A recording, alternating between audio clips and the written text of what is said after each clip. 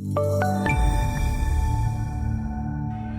Virginia McGathey here on the floor at the CME Group reporting on the soybean market. We did have a sharp drop today. It seemed that futures just shrugged off that USDA news of global supplies, in this downtrend. And it seems that we've got the markets aligned to possible production problems, and planting is slightly ahead as well. So we can't figure out why we really had this big sell-off.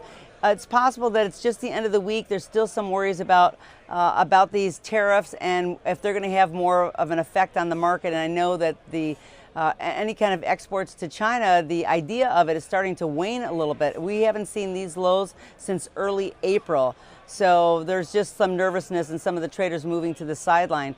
Corn was also down today. It seems that traders are just really skeptical about the projections, and even though they're saying that the supplies in corn is going to be lower, the sentiment remains really focused on whether there's going to be real further evidence revealed that the supplies are actually lower. I think that the number that came in so low, you had traders like looking, east and west to figure out if this is really true, and it didn't really have that much effect on the market. So we're just going to watch closely. We're still in planting season. I know that we're in a full-blown weather market, so we're going to see a lot more volatility to come. So right now, the market just in a little bit of a sell-off here on Friday, but we look to possibly recover on Monday, barring any other wild news that may happen over the weekend. Wheat was also lower. It seems that export demand was seriously weak, and the markets really stopped considering the winter wheat troubles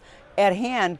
And I think that that's a little bit of a fatigue in looking at the bad weather that we've had in the U.S. plains. And so until those numbers actually come up and give us what our total crop numbers are, I think that the market is destined to have a lot more volatility. Now, the bigger sell-off today, again, could be a total sentiment of buy the rumors, sell the fact. After the report yesterday, there was a little bit of a blip in the market, and then the sell-off began. And even with wheat, we gave back. It's been down 5 days in a row, and gave back everything that we gained over the week. So we'll see if we start again on Monday to get the market turned around some.